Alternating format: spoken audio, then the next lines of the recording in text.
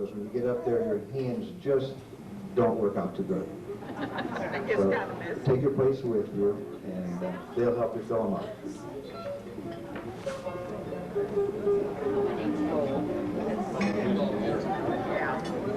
I was telling someone earlier that I was asked to do this invocation, and went home, looked it up, found out they just wanted me to pray.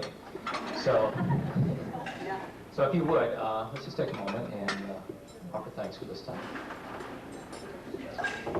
But I know it says in your word that children are a heritage from the Lord and a blessing. And apparently it has really been a blessing to this family.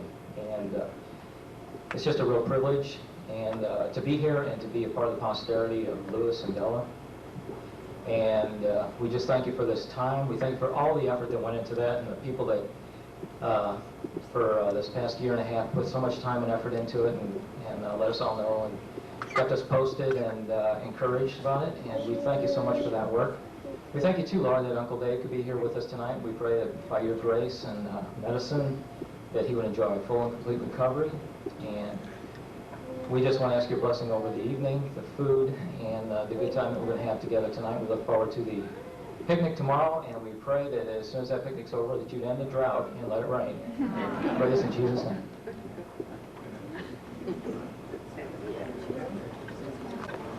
Okay, we're going to go by one table at a time. And does anybody know where table 1 is? Okay, guys. Or he's walking around.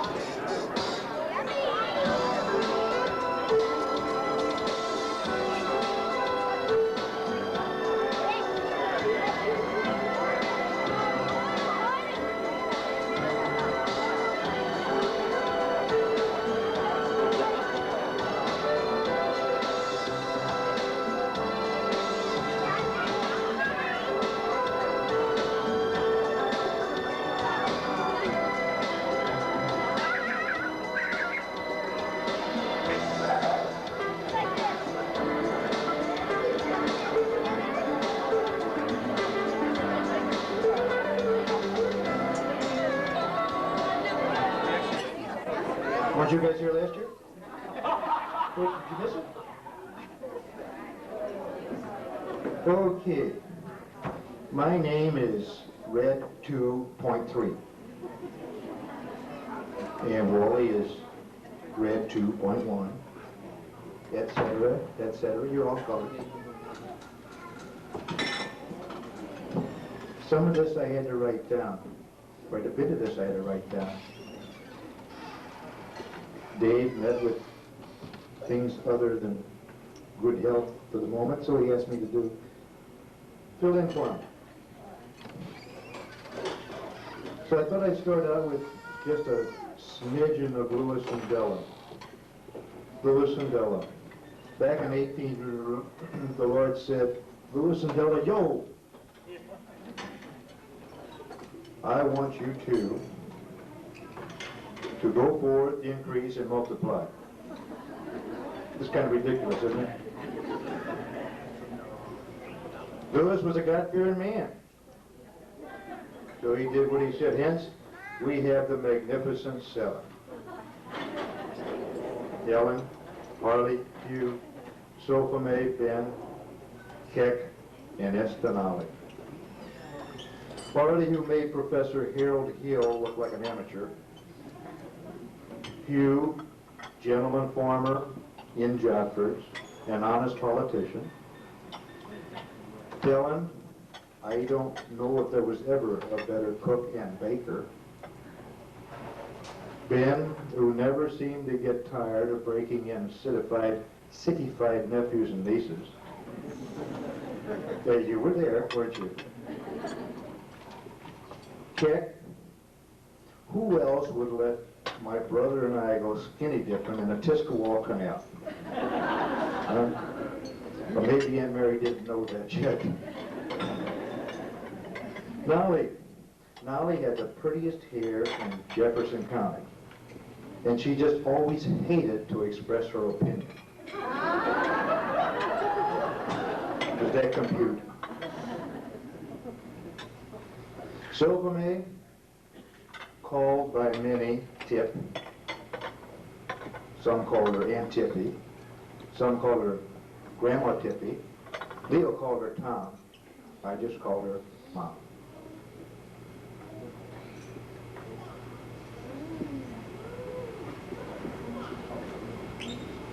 In honor of these folks, the Magnificent Seven, I'm going to call upon some people and ask them to express paragraph 2, 3, in some few words, a few thoughts about each of the Magnificent Seven.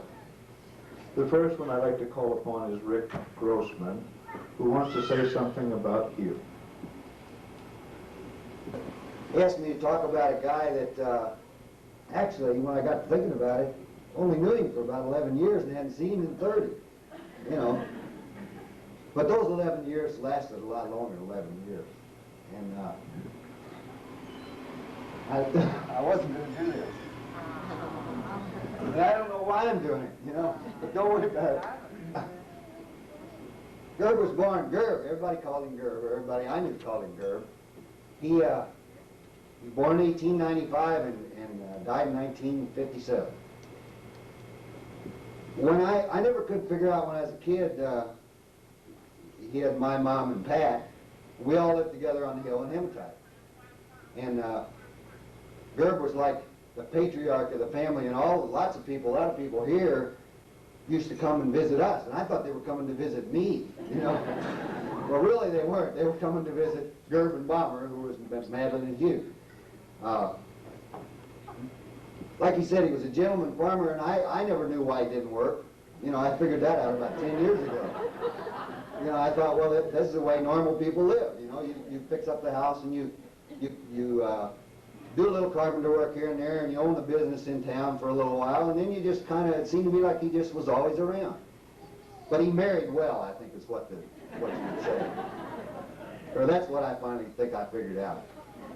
But he was about 6'2" and weighed about 200 pounds, but then I looked at these pictures over here, and he wasn't any taller than Ben. But I was only about this tall, and that's, you know, things look bigger. But he was always he was always busy. He was never stopped doing anything. But if you had seen the house he had to take care of, and the grass he had to cut, and the fields and farm and everything he had to take care of there, I guess he was just busy all the time because he had to be. And he was the only guy, I saw a guy the other day cutting grass with an electric lawnmower. And I thought, why would anybody ever buy an electric lawnmower? And I got thinking, Gerb had an electric lawnmower back in the 50s with about a 500-foot cord. Now, and I didn't think about it then, but I'll never understand that. You had to go around all the trees and cut around the barn and everything with this electric lawnmower. And I'll never understand that, but Eddie will probably tell me why Gerb bought that electric lawnmower. I don't know. But I guess he was a gentleman farmer and a great guy. And I never heard anybody say they didn't like him. Somebody might have said it, but I didn't hear it. I'm going to quit. Thanks.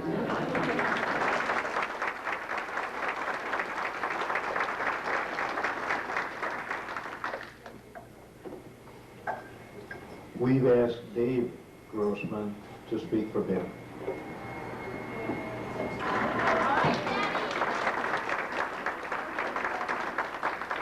Well, my brother could afford a tie, but I could afford the razor, so. Anyhow, they asked me if I'd speak about Uncle Ben. I don't know why we call him Ben. I don't know where he got the name Ben. His name was Vivian. But I have a son I named Ben after him, I guess. And so I told Bob Miller one time, I said, I named my son after Ben. He said, you mean you named him Vivian? I said, no, we named him Ben. Ben had no children, that's why I'm up here. So, but his lovely wife's still here, and that's Margie. And I think Ben, what I remember most about Ben, I think that we all talk about people coming down to the country, and you had mentioned earlier, Lowell, that how he always took everybody under his wing. And I tell you what, for a guy that never had any kids, there's enough people in here that remember Uncle Ben and Aunt Margie that'll last forever. All the things he ever did for us. I think if anybody ever wanted to go fishing, he'd take you.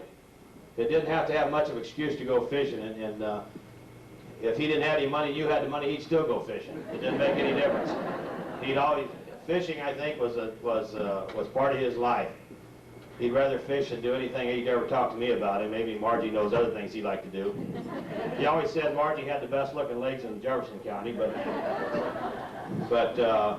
the guy had, and to this day, not only on the side of the family, the Gerber side of the family, but also on Margie's side of the family, on the Uting side of the family, I think for somebody that never had anybody, any children, somebody sure does cut a lot of wood for her, cut a lot of grass, and sure paints her house. And I think that two people that have done that much for so many young children deserve a big round of applause. And I'm thankful that he could be part of my life and do these things for me too.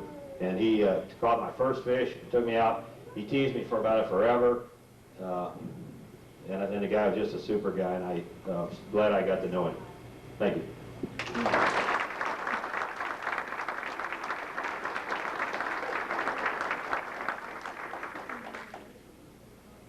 The Dothers had a little trouble selecting who was going to speak, so they picked out the most quiet of the group, and they asked Dorothy to speak for them.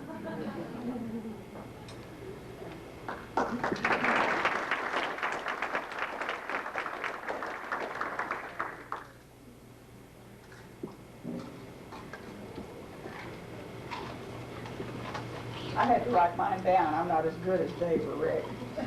And I was told I'd have 45 seconds to talk. But the branch is a little longer than that, so you'll have to bear with me. The green branch of the Gerber tree sprouted in 1898. August 19th, to be exact, is when Helen made her appearance. The first branch of the Gerber tree, Uncle Harley, introduced Mother to Daddy in 1920, and after a 3-month courtship, they were grafted. And it didn't take long for the twigs to come along. When Grandma Gerber was telling a friend about Helen's baby girl, Catherine May, the friend asked, "By the way, Della, when was it Helen was married?" Grandma bristled and replied, "Exactly 2 weeks longer than her mother was when her first child was born." The second twig sprouted in 23, and that was Bob. And even though this twig fell in 1961, he will always be remembered for his generosity and big heart. The third twig came along in 1926, And I've always been told I could talk anywhere, anytime, and endlessly, so that's why I'm here tonight. It wasn't until 31 when twig number 4 sprouted, and that's Jim. When Jim was about 10 and selling Saturday Evening Post, he got so mad because people bought from Bill instead of him because Bill was so cute with his curly hair. And of course, Bill was twig number 5. And when twig number 1 heard that Bill would soon be coming along, she looked at Mother and said, I can think of a lot of things we need worse than another baby. Having all sprouted in Kansas, we have scattered and are along with our other twigs. We are from Tennessee to Texas to Oklahoma, Oregon, and California. And should this trend continue, we'll be coast to coast.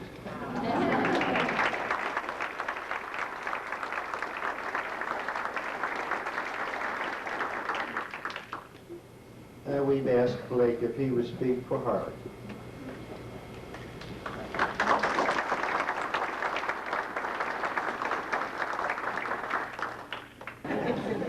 Well, as you might expect, and most of you know my dad, Harley, he was a born salesman. You'd already heard the testimony. He sold Lee to Aunt Helen, and that was one of his first sales, I guess. Although my first recollection of my dad was back in Cherryville, Kansas. Back when I was 3 to 4 years old, being a leap year, I had that 4th birthday, which was my first, and I remember that. And I remember some of the problems I gave my folks, and especially my dad. He had an automobile agency in Cherryville. In the center of town was 13 railroad tracks. It was a railroad center. And I was riding my kiddie car, and I rode it downtown across all those tracks, down to the drugstore, and went in a local drugstore and asked for $5 worth of chewing gum. And the guy says, have you got any money? And I said, no, haven't you? Being a small town, they knew who I was. And they called Dad. Dad come down to the drugstore. They all bought me chewing gum to tell me. And he calls home and says, where's Blake? Oh, he's out here riding his kiddie car. Yeah? Said he's down here at the drugstore downtown. So I knew that was a start, and they did too, that from time to time I was going to give them trouble. But Dad sold the Chandler automobiles, and as I say, in early in the sales, he sold one to an Indian, I remember one time, and the Indian drove it to Tulsa, Oklahoma, somewhere in the vicinity of Independence, Kansas, because by that time we had moved from Cherryville, and the Indian said the car was no good. He brought it back. It was red hot and steaming all over, and Dad couldn't understand why, and he said, well, Chief, let's go for a ride. And the Chief put it in low gear, and away he went. He never did shift gear. He had driven Tulsa back in low gear. So he didn't have much success there with it, didn't he? And convincing him there was a good deal. I might say my father, as I say, was a salesman at the beginning. He sold my mother on the fact that she should marry him, because she lived at Louisiana, Missouri. She had never washed a dish, never had cooked anything in her life, because they had a cider mill up there, and her grandfather was well enough to do that she didn't have to do any cooking. And of course, most of my life, there was times when we weren't sure what we were going to have on the table, but we made it. She raised 3 boys and a girl, and we're all healthy, so it out okay. Dad wanted, as I say, a job as a salesman of Certainty Products. He was on the bus one day and saw that sign. And he went to talk to the sales manager and said, we don't hire anybody except college graduates, period. And he still insisted that he could sell roofing, and that would be the main product. And after 6 months, they finally said, we're going to give you a term. We're going to put you on probation and give you a year to 6 months to a year, see what you can do. And he was the first 10 in the United States, I think, after 3 months or so. And they really realized it didn't take a college graduate to sell roofing. But there was a few things that Dad and I didn't agree on. He said, no motorcycles. No motorcycle. And I thought he was the meanest guy in the world on that. And I look back, I figured, well, he had all the brains, you know.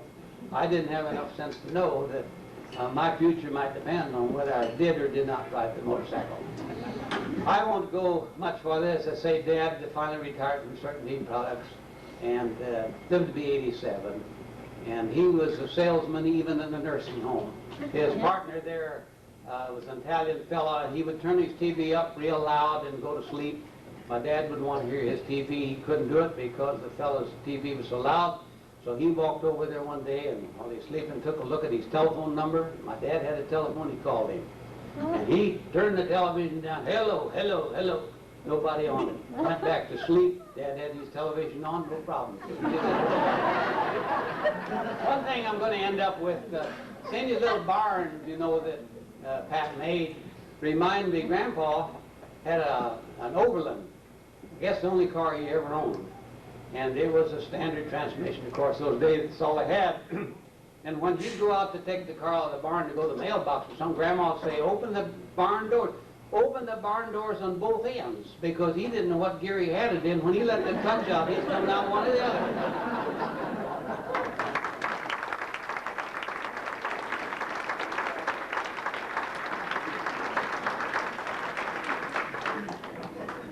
We're going to ask Wally if he'll say something about Sofa May. Tippy.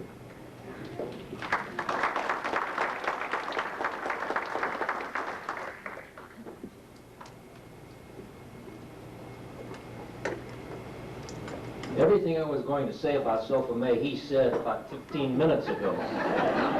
We had one that called her town, which was my dad. Gang of you, most of you know her as Aunt Tippy, or Tip. And then there's a few little ones around here known her as Grandma Tippy.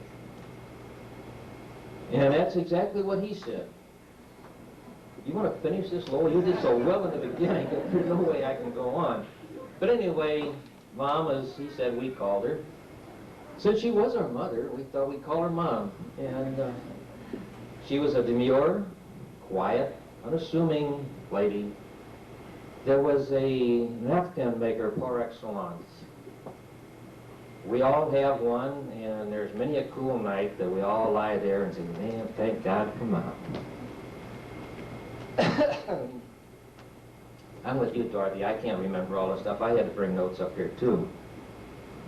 So in the few years that she was around here, she wound up with 4 children, about 21 grandchildren, 13 great-grandchildren, a few of whom are here with us tonight.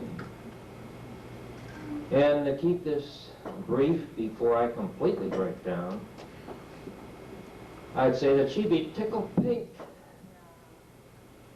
or should I say red, to be here tonight and see all of you.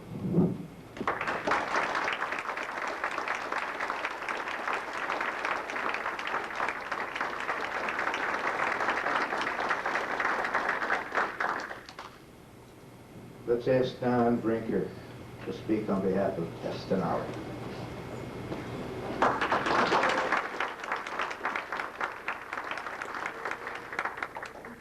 I know they call you Chuck, but you'll always be Lowell to me. That's right. My mother is the youngest of the 7, and that's why we all have to wear pink tonight.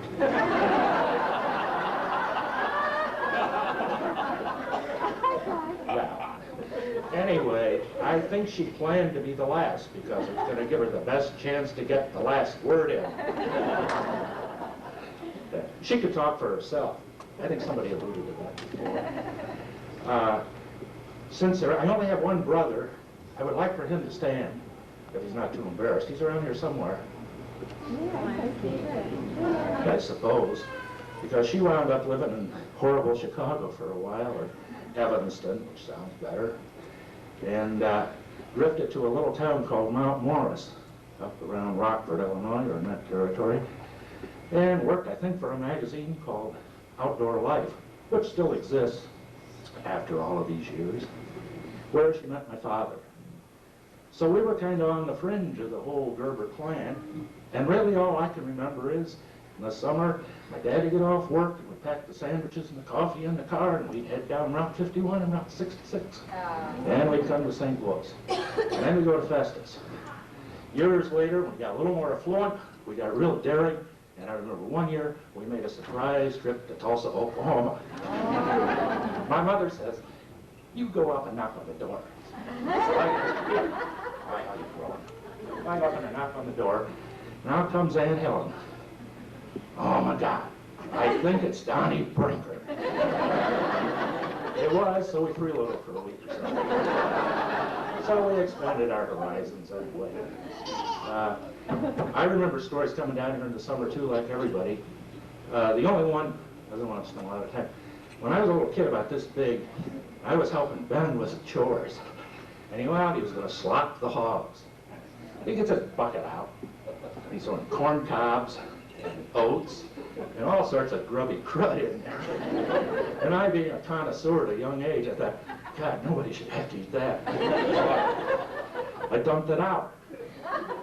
Ben didn't really, you know, sometimes he didn't say too much. He just kind of looked at me.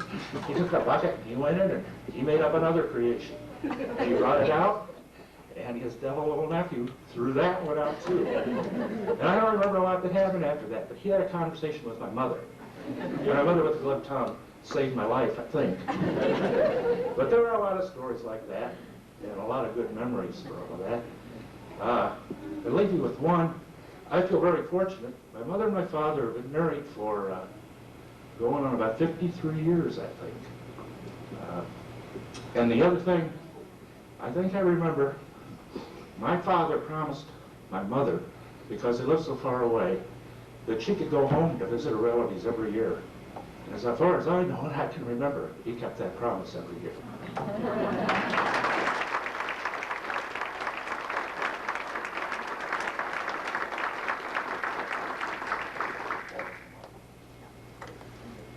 Okay, Mother, after I said all those bad things, would you come up here, please?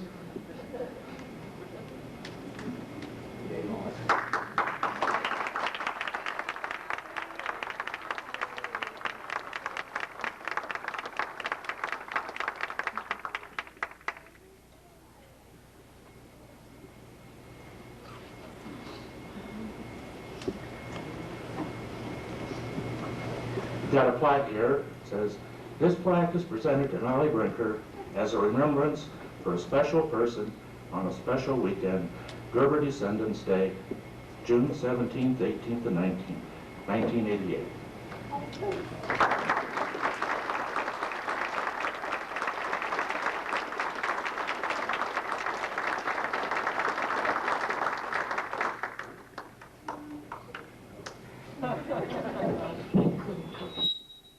Well, we'll cry for you now. You don't have to say anything.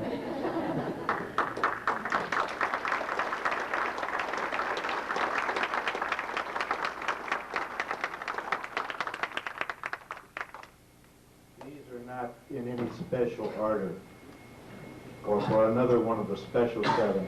Cecile, would you come up, please?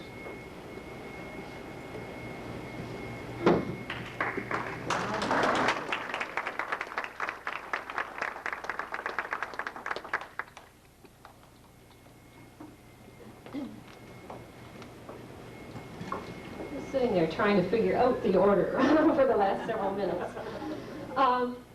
When my dad will tell us stories of back in the old days, and oh yeah, you know, when he worked in Kansas and he did the pipeline and the power lines and all these different things, and also we used to have little neighborhood picnics, and he would tell his stories. And one friend of his said, you know, Gerber, I've been keeping track over the years, and I got to figure it out with all these different jobs you told me and all those different times. You're 147 years old. And so I wanted to verify this, and I got him to tell me all the little different jobs he had, and by golly, he could remember them all. And so then I wrote them into couplets about 5 years ago. So, my life and times in 59 rhymes. And unfortunately, I don't know if I can read this. Born in '07 in Maplewood, Mo, 5 years later had a new place to go. Moving to our farm near Hematite, we walked 4 miles from the train. That's right. As a lad of 10, I plowed with a mule. Now and then, I even went to school. In 1921, when our 8th grade graduated, my formal education had terminated. Next came 52 years of work, first as a farmhand, next cleaner and clerk. I laid pipeline in Kansas at age 14, then riveted boxcars that were long and lean. Ran a laundry steam dryer by the end of the year, then forged some steel with Uncle Arlen near. By 1923, I was milking 100 cows at Kinloch Park, Lambert Field now. A long-term job was then in view for a year and a half on a highway crew. At $75 a month in a World War I truck, I pulled a grater to make a buck. By 1925, I needed more dough, so I hauled Kroger groceries throughout southeast Mo in a Big Mac truck with solid tires, chain drives, gears, and loud backfires.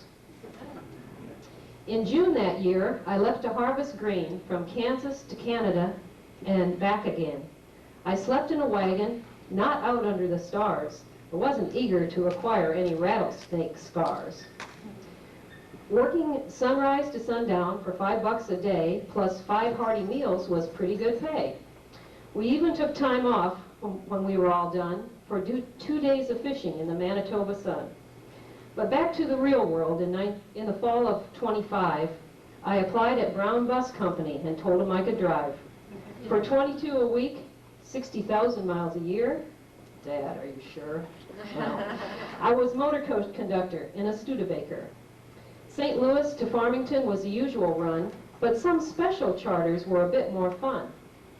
Hauling girls' basketball teams was no mean feat. They all wanted to sit in the front bench seat. By 1927, Ben and I were Illinois bound to a Marcel's meal job that Brother Gus had found. After 13-hour shifts for 35 cents an hour, I was glad to switch to driving for Illinois Power. In May 27, for the Seneca-Kewanee line, the home base of Tuscarawas suited us just fine. When Ben began to date a young school marm, he bragged about his little brother with lots of charm. That teacher, Margaret Steinley, didn't hesitate to fix up her little sister with a charming blind date. And that dark-haired Mary was making quite an impression when we were Illinois powered to several jobs in succession. First Tremont and Stanton, I was foreman by that time, and I sure had my hands full keeping highliners in line. After Edwardsville and Litchfield, the job was complete. Off to Jeff City, Mo, we beat a reluctant retreat. From March to December in 1929, I made $75 a month with the Missouri Power Line. One nice part of the job was a 29 Model A, but we left at year's end to try things out Kansas way. Hutchinson to Topeka for my next ports of call, surveying, reading blueprints for towers 80 feet tall. We'd build them on the ground with 5 or 6 per day, then hoist with block and tackle and hope that they would stay. 2 years passed before the 200-mile stretch was done in that rude Kansas climate of stabbing wind and scorching sun. My next job was in September, building a telephone line. As foreman, over 60 men, I made $175 that time. From Medicine Lodge to Lincoln, that job took some persistence. 300 miles of cutting brush, now that's what I call long distance. After 6 months of hauling wire, we'd finished that windy plain, and my mom came out for a visit, traveling by train. The tough times of '32 took me back home again, but in 2 months I had a job, thanks to Bud Williams, my friend. I once more drove for Kroger, and grateful for the dough. My life moved on an even keel for another year or so. But remember that dark-haired Mary that I met way back when? Well, soon our friendship blossomed and we got back together again. But how in the world could that be? After 5 long years, you ask? Some say letters from Mary's mom achieved that clever task. So Keck and Mary became Mr. and Mrs. in May of '33. To heck with the Depression. We were happy as lovebirds could be. I drove for Kroger in Peoria until 1936, then left behind big city life and headed for the sticks. Gerber's Tavern in Tuscarawas was my 7-year claim to fame. Then Hodder and Russell Feed Store agreed to add my name. In '57, Art Hedrick decided to buy their share. For the next 10 years, Gerber-Hedrick made up quite a pair. By then, our Gerber family had long since grown to 5. Ann, David, and Cecile made our house jump and jive. 1967 wedding bells added Kathy to the clan. Next, little Dave, our pride and joy, made Grandpa one proud man. So I sold Wayne Feeds for 30 years, till 1973. By then it was past high time to become a retiree. After our Hawaiian honeymoon with my bride of 40 years, I smiled, recalling all those jobs, the triumphs and the fears. For though my various types of work have ranged from A to Z, I've always had one special strength, my loving family.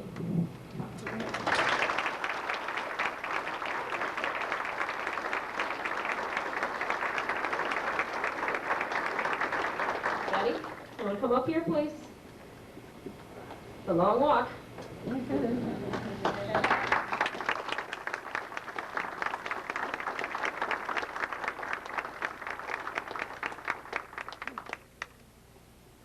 He may have some other stories that, some other jobs that I left out, but I think we pretty well covered them. This plaque is presented to Ket Gerber as a remembrance for a special person on a special weekend, Gerber Descendant Days, June 17, 18, 19, 1988. That's it.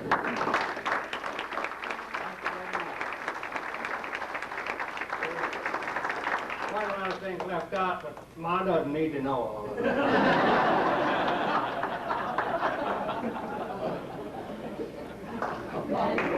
We feel, all of us just feel so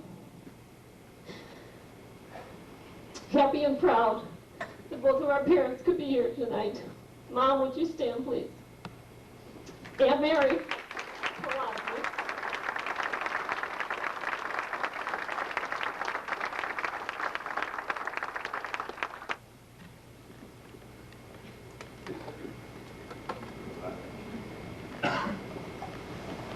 There's been a lot of extra effort on a lot of extra nice people. I think that we ought to pay a little attention to and give a little applause to those guys who came down here with parkas from Alaska. I think that's incredible. I think that's good. I understand that they are not moose killers. They're moose hunters. They haven't got moose. Also, I want to mention that Ed and Maxine Christian. How about standing up, Ed and Maxine? Thank you. This is a little bit of extra. Maxine and Ed. Maxine is the daughter of Luther Gerber, brother of Louis Gerber. And they've come down here to be a part of an extended family of the Gerber Descendants Days. Thanks for coming, guys.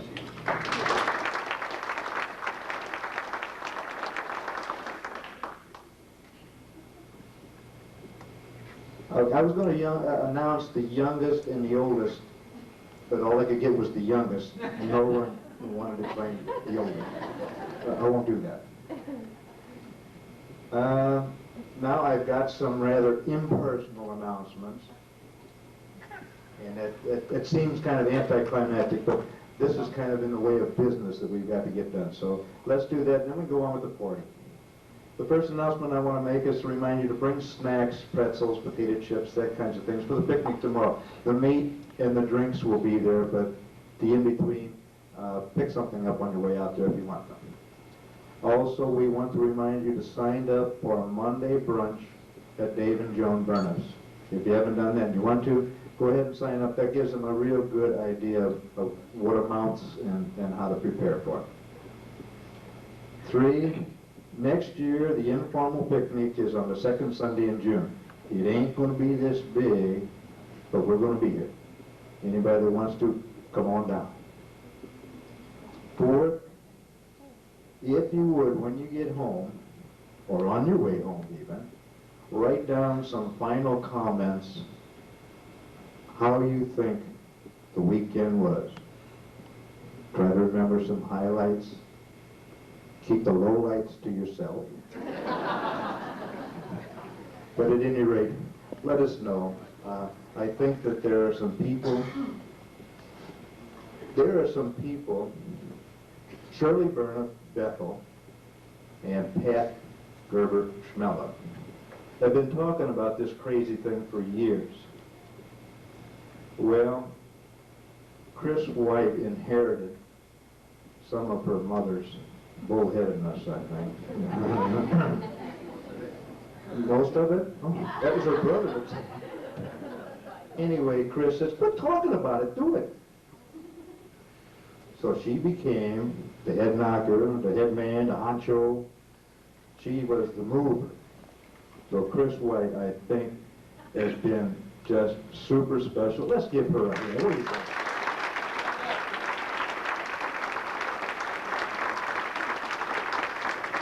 Eddie, would you do that? Eddie said, all right.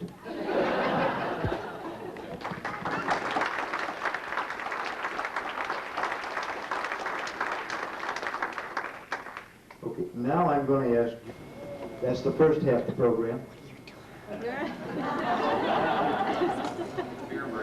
No, there's one more thing I want to say, and that's for all the effort by everyone. I think we should give ourselves a great big round of applause, huh?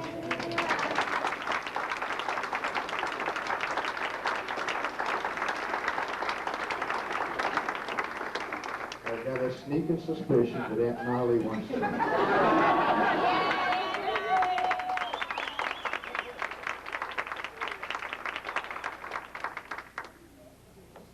Absolutely.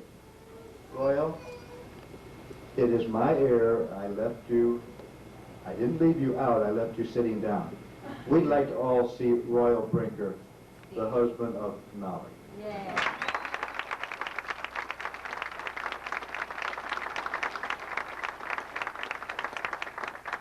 I would like to say that we will be married 56 years, October the 1st. And I believe that Royal is the oldest one here. The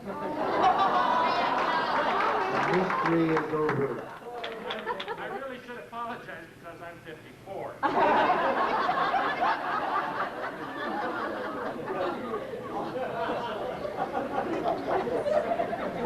Well, I held up a Thank you. Are we having fun yet? Yeah. Okay, quit listening to me and just party. All right.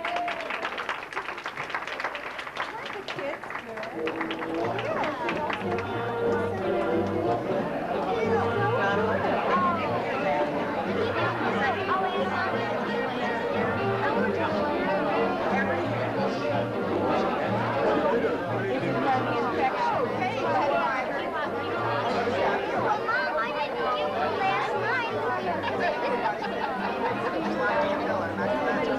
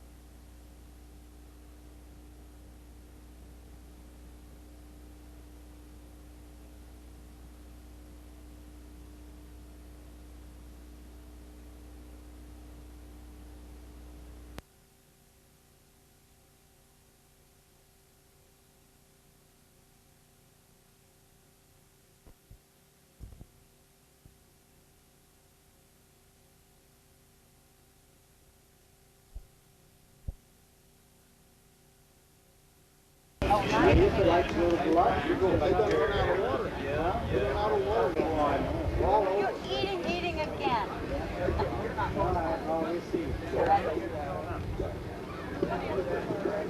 We took your hair.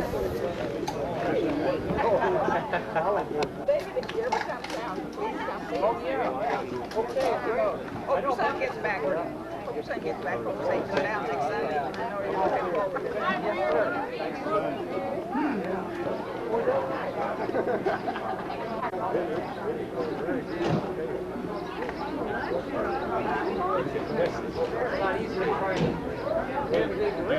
I said I never did any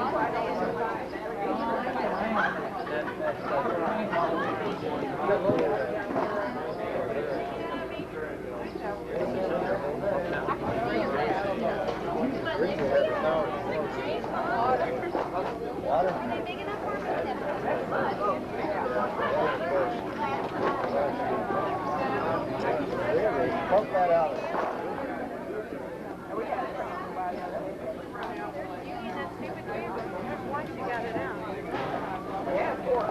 Next year. That's why.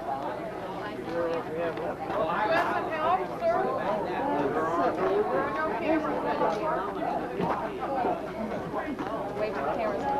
Oh, hi there. Yay. They saw you taping, so they decided to just stand there.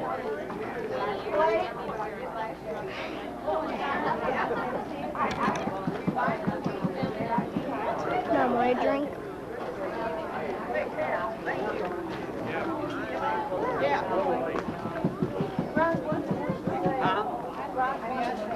See you again before they leave. Oh, they're heading back. Yeah, that's his baby.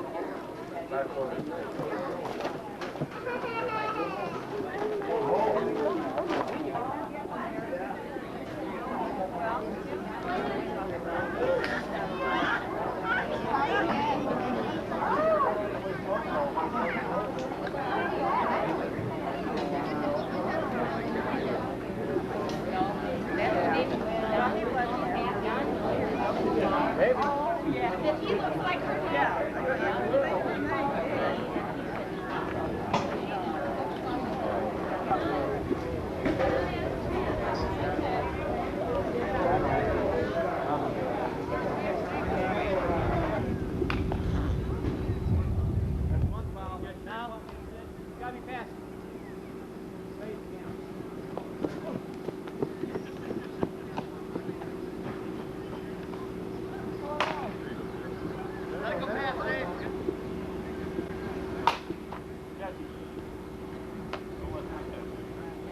right out. No.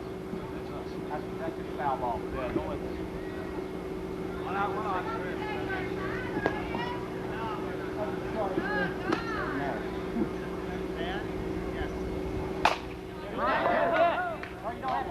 Yeah!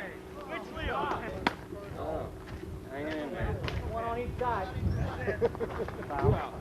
Is that an out or no? No. One on each side. I got one on each side. If I make one on either side, it will. What a real test game.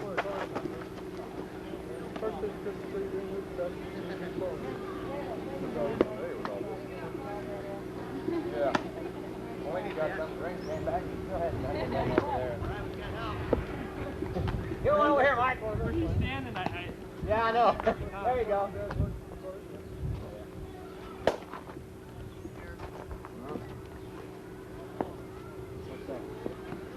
Foul ball now. Go him out anyway. You're out. Check so. Two way. Two out anyway. No, we got to catch those. Who hasn't batted yet? Who hasn't batted yet? We're doing double. I haven't batted. Well, Mike hasn't batted yet. I don't want to play ball. I want to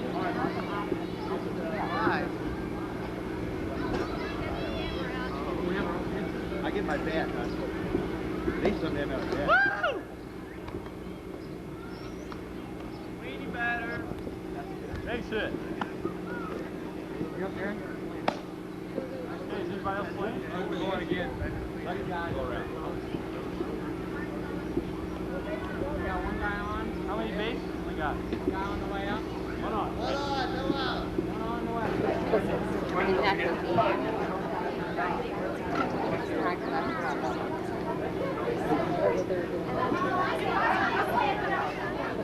Idiot. Idiot. Well, I can take it. I'm sure they haven't gone through it. That's why I got out of it. Oh, okay, Diane, they're at the pool. Okay. Maybe on the bottom, I don't know. Yeah, they're just so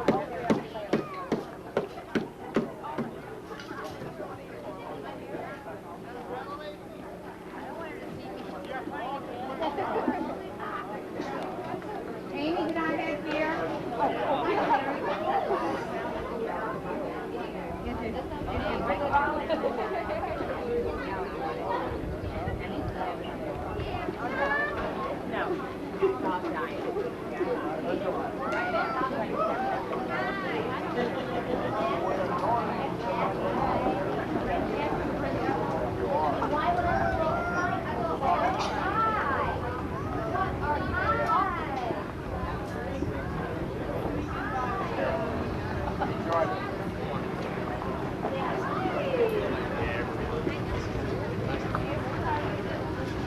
be playing around on. I guess you wanted to support concrete pad? With indoor outdoor carpeting. Oh, look who's here, the soldier boy.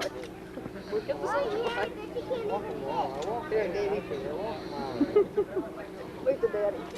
Wait the daddy. I was walking now. David. Are you sleepwalking? Larry, you gotta make me a big promise. Are you hot? In this chair, you won't take a picture of me. Are you hot? Oh, Where are Chris, your that's shorts? a promise. You know what she looks like now? Oh, right. On second thought. He said, hey, back up, little old man. He said, why don't you just back off and see what's comfortable for you, you know, it doesn't bother you. And I got her down to 2 miles, and hell, I got a good pressure every once in a while, man. This guy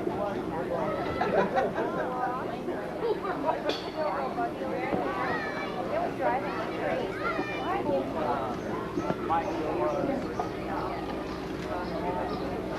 well, I think I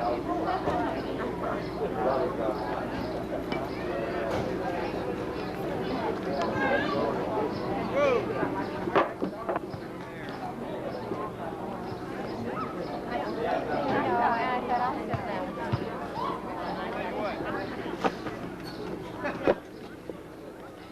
worried about that car.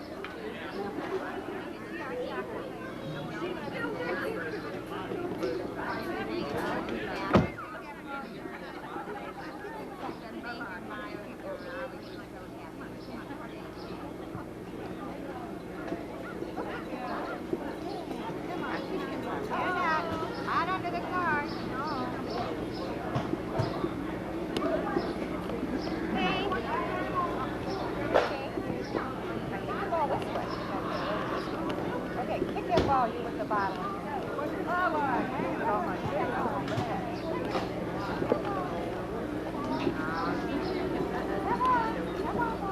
Hey, you're going to the ball field.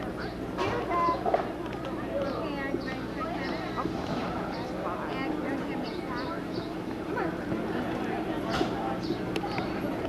Oh, what are you doing, Ben? No. It's the bathroom. I gotta get my camera. There he goes. Come on. Gonna drive our car anyway. What are we doing?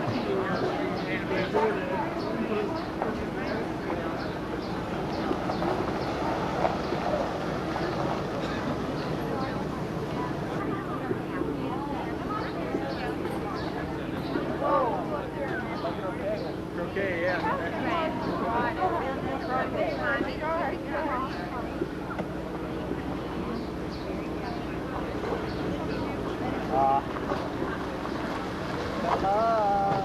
Well, you almost made it through that wicket, too.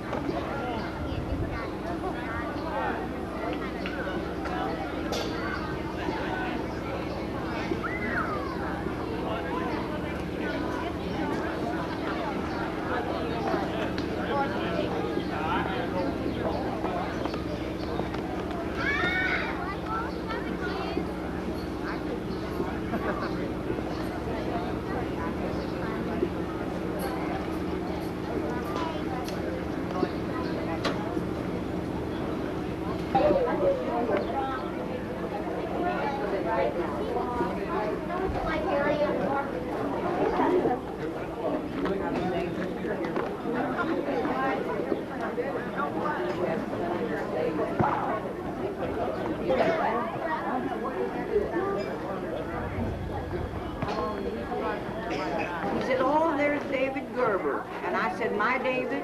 And he said, yeah. And I guess he and I waved and he waved back. They came down yesterday afternoon. Not a big deal, but she feels blown away. She's going to figured it out today. She didn't want to miss the ravioli. She delayed the portrait.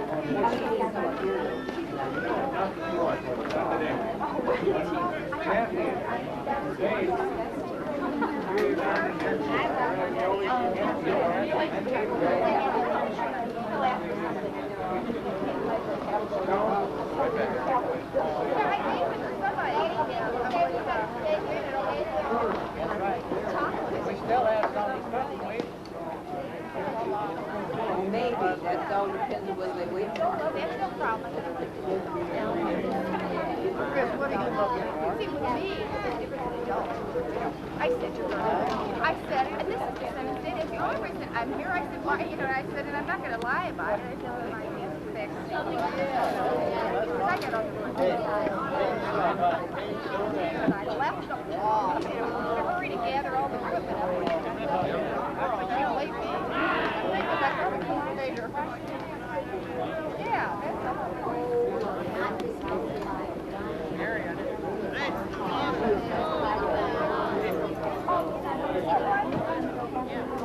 I mean, I know.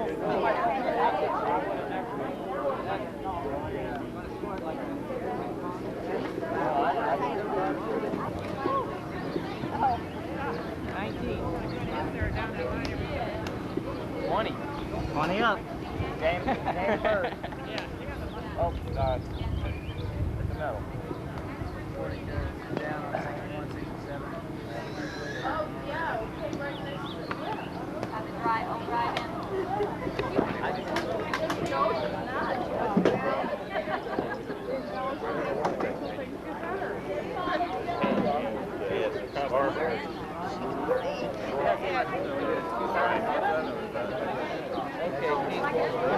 But you got swinging and missing.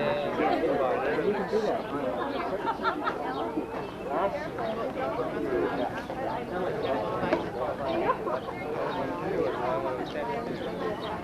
Bye, Dad.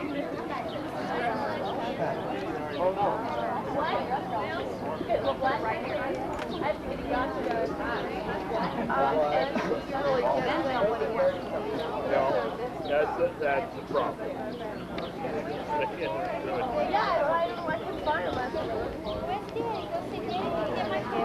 Diamond Bush. No.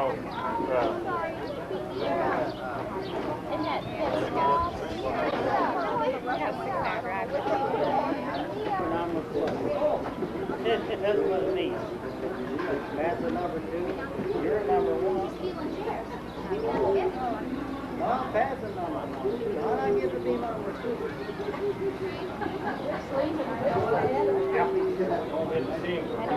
Yeah, you're right. No, about 42 plus is what it amounts to, really. You ought to take a bath, Michael.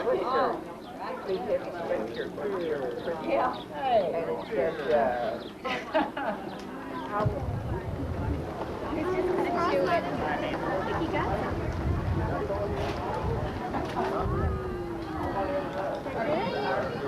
Hey, how you doing?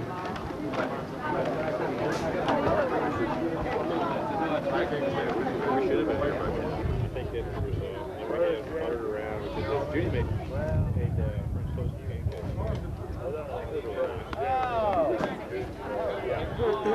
pancakes. Yeah. I also reminded her, it was blueberry pancakes. I reminded her that I couldn't stand pancakes. And Craig goes, Craig I can't hate stand blueberries. blueberries. I said, well, hey, Perkins is down the road. Say, too, Craig goes, Well, I like the French I toast. go, you know, after Canada, I can't eat blueberries. Yeah, and I go after Canada. Greg says sometimes. He said there was no blueberry pancakes in Canada. I thought they were thick and chewy. Yes, and they weighed about 5 pounds.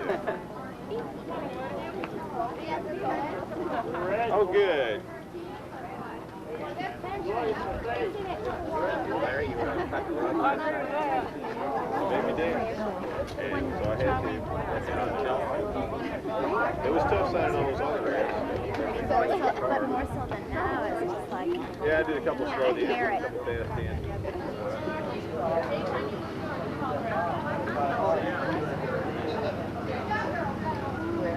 I got 8 people. Right now, but you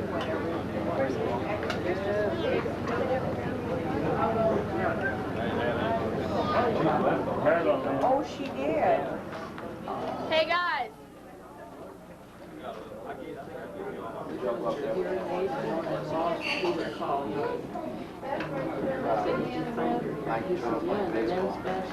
Yeah, that's gonna be over the Velma would wander. Like most of them go to somebody's room, we go to visitor and couldn't find her, and look, she's in the rocking chair. Yeah, Room I down know. We do a lot of fishing. Yeah. No idea. In other words, I don't just go to feeling the thing. You don't know, they don't do something. What do you better do? There's somebody waiting for you. Well, you can still eat down now, there's Big banks out here.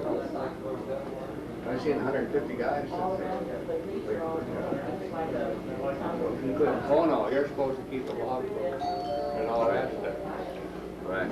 You want to let that grandma in? It's your grandmother. Okay. They only get so much each year out of what, 75? That's whatever is left. If you don't live that long, then you come back to your state. The second one gets its own, but they say if you We've got orange juice and Bloody Mary mix and 5 Alive. This is the plain orange juice.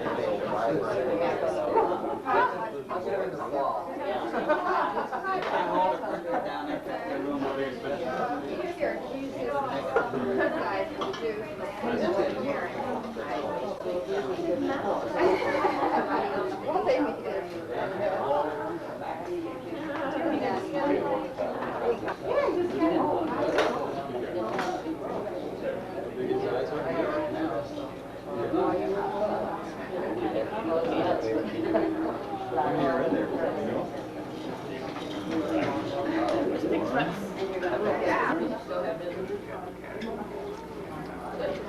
think only Mike is coming. Apparently everything's there.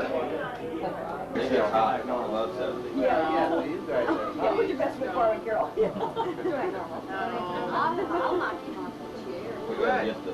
gotta get the fans. Want to get the invoice ready? Well, we worked on that attic fan, ceiling fan. Next show, bitch, dude. Well, we do a lot of times. I'd like a little lights this time. Tell your brother it's free. Sun goes down, you keep it off. Turn that attic fan. Open everything up. Oh, you can set it for 12 hours. Can't see it, Dave. Can't see it, Dave. That long, sometimes 3, 4 o'clock in the morning. Oh, how devious. Oh, I like. Okay. Yeah, I'd rather have Oh, you got enough of us. We moved into our house and didn't have screens on it. We can't open the windows because the mosquitoes would eat you up. That's the first thing we did, we went out and bought screens on A them. lot of the houses You get above 75 degrees. Not very often. It was 50, so it gets down to 50 maybe once or today. twice a year. I saw that once because all It was warm when you guys well, were the year we were up, what was the time? What was the 75? It was almost hot in the car. I thought I couldn't turn the heater on or something. Well, remember, we took a lot of pictures because it was so light out, you know, at I midnight. still ride to and work such. with my heater on. I had a big jacket on. That was in July. You get down Honeycomb, tell it. Yeah, I tripped over you and I fell in. Well, that's good. It's been so cool at night. That's why my pool water stayed cold. Anybody need anything? Even though we've had some cold warm.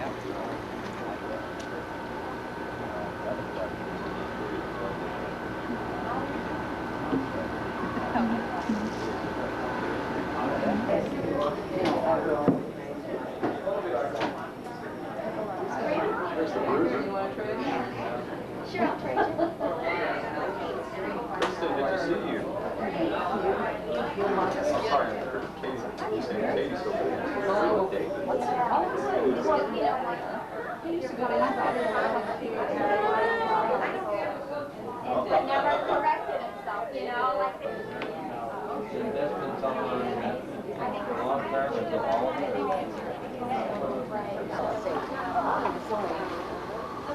But getting like You know what really? Billy, you be quiet!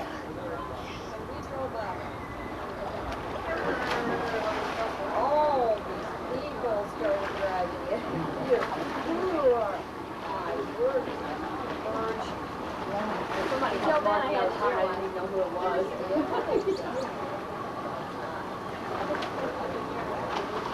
Hi, Maxine.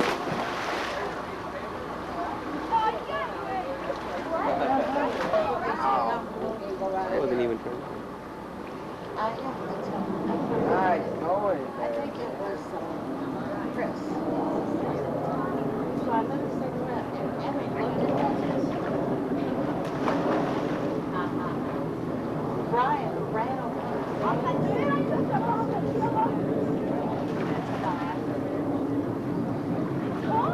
I mean, they did not let me out.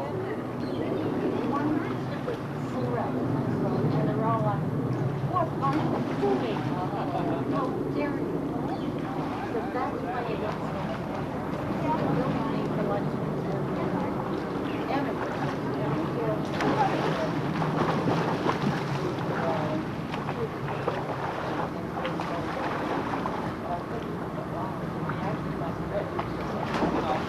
They looked at me and so I started firecrackers. What is she doing? You're staying a while though, aren't you?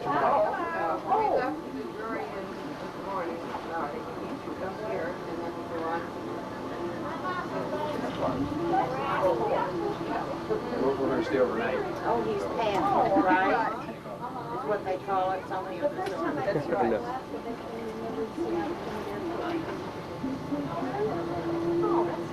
I wonder, did you get a good picture of my rocks? That was good. That makes it real nice. He said, there you go. Did you get these pictures of these rocks? Let me get zoom on there. Yeah, these are from the creek. Oh.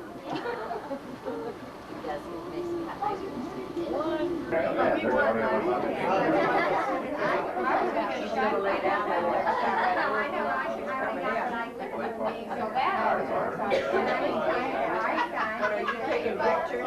Yeah. I know how I got put in there. Working with her name is Well, Father looked around over here, so That's the second. Well, you don't need me for that.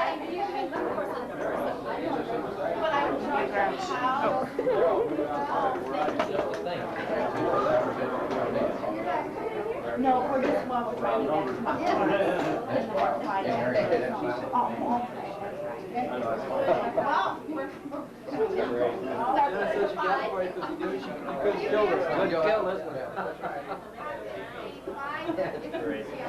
That's something. What do you say, young man? See everybody? If I ever get it.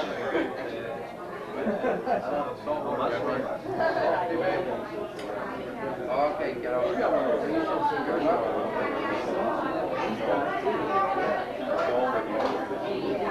That was this one. More or less, yeah. I know we really couldn't.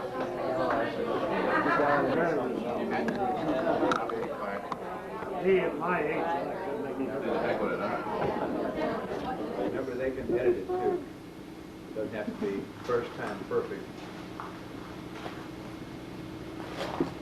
Can I put The audio. I'm standing right at the spot where we used to drive through Little Creek. We no longer can drive through Little Creek, but our memories aren't going to leave Little Creek. What you see here is the actual roadbed. Many wagons, many cars brought many of us to Granny Gerber. Took us back and forth to Hughes, over to Ben's. Certainly was a way for us to get down to Little Creek to just have fun. A chance for us to get real tired so that we would fall asleep in the car on the way back home. What we have here are memories taking in many, many years. We're just going to be quiet now and let each of you add your own comments as to how Little Creek played a part in your life.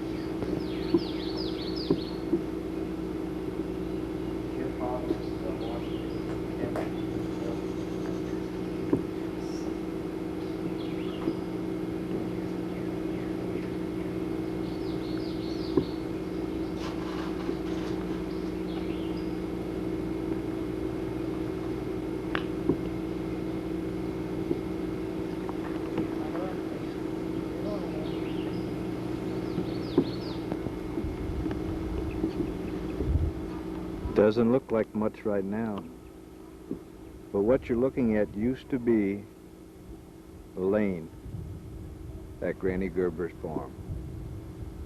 Yep, it was this lane that a lot of us used to go down and try to bring back the cows. It was down this lane that old Peggy used to go and help us. Or was it the other way around?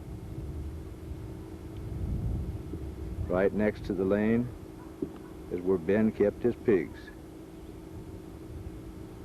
These are the pigs that Don Brinker kept throwing their food away. It's a wonder those pigs ever grew to full size.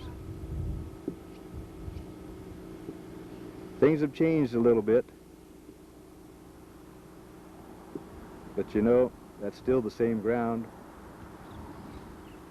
Some of the trees are just exactly the way they were. There's a house in the picture now. Wasn't there years ago. Out behind here was an alfalfa field. Sometimes less Beej-A. Beyond that, Grandpa's peach trees. Many bushels of peaches were taken home by his kids and his grandchildren. I'm standing in the barn lot. Barn lot that used to see a lot of wagons come through. A lot of people used to saddle up and sit on Sweetheart here. Snip, Jigs, a lot of different names. A lot of people have a lot of different memories. Many, many years are here. This barn lot's got grass on it now. Didn't always. Right there was a big cattle trough. A lot of us used to pump water in that cattle trough, bring water to the cattle. And behind there it is. That's the barn. That's the barn that Grandpa, Uncle Ben, Keck, I guess most of his kids helped build. Replaced the barn was torn down in a cyclone.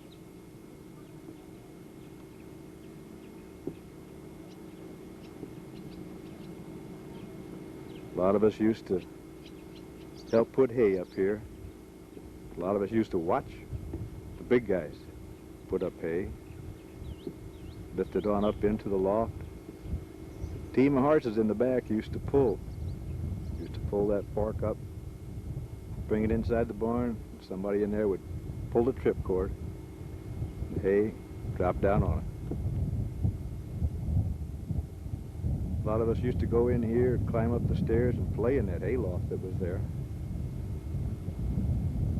Push hay down the trap door, feed the stock.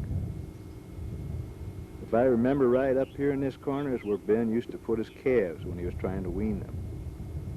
After he finished milking, he'd open the gate and let those calves come out and finish up for him. That is, if the cats would let him have it. Cats used to sit against the side of the barn here, on the inside. Ben would shoot them in the face, and then laugh and watch them lick the milk off. Of course, I sat and watched too. I probably laughed harder than he did. This is the utility shed. Used to put the tractors and the rakes and different farm implements in there. Of course, that concrete block structure inside is, quote, new, unquote. But I just heard this weekend that Uncle Keck still carries a scar he put on himself trying to use the saw the right way to help Grandpa build this shed. That and the barn seem to be about the only structures that are left here for now. But behind that shed used to be a wonderful house. House is gone now, but the memories aren't. They're all still here. I feel like I'm 10 years old out here. Maybe some of you do too.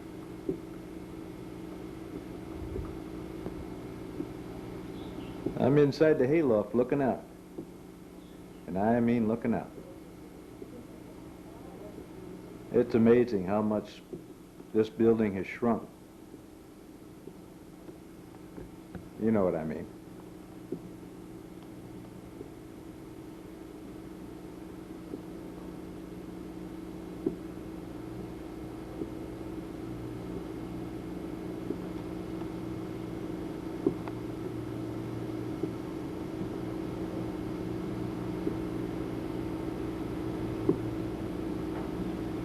That's looking at the back of the barn, looking out through the windows. we're looking up through the front of the barn, and that door used to open, and that was where the hay park used to lift the hay up and pull it on into the barn here. So it'd be dumped and stacked, ready for feed. And just below this wall on the floor is where the trap door was.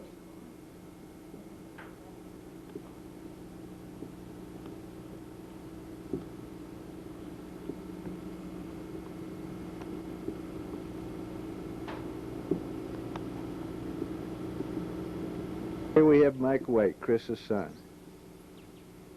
And from the shape of things around here and what we think will happen, Mike may be the last generation to play in the barn.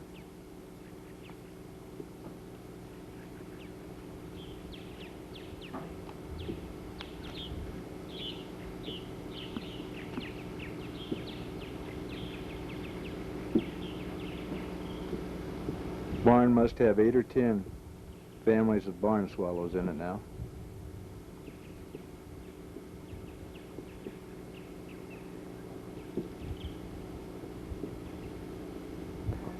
We're looking at the home of the present occupants. There are quite a few of those homes in here now. In fact, I think some of the residents are a little bit disturbed that I'm in here, messing with their territory. But it seems like just a short time ago, we had some other residents,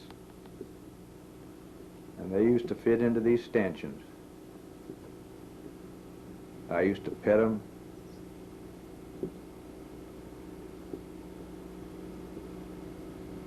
Remember, it was in here that the cats used to stand in the back, just waiting for Uncle Ben or somebody to slap them in the face with some of that good, fresh milk.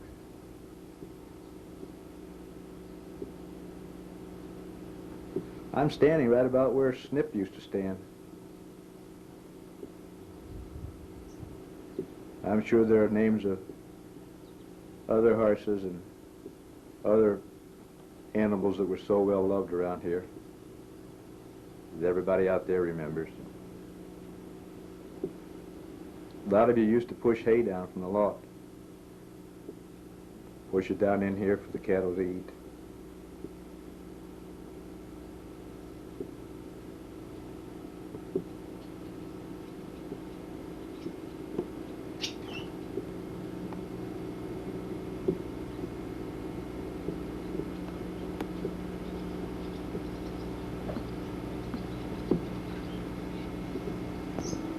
Yep. Life goes on, as can be attested by these little birds in here. They'll soon learn to fly and leave. I hope they have some memories of the old barn just like a lot of us did. And do.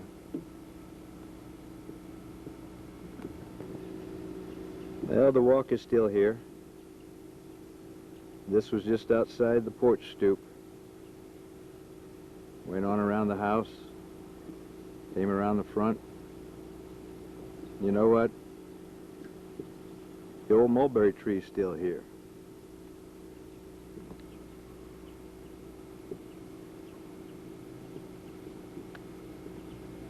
One used to get the sidewalk so dirty and our shoes so dirty. Our mothers were so happy to try to get the stains out of our clothes. Yeah, that's still here. And you know, the big old walnut tree is still here too.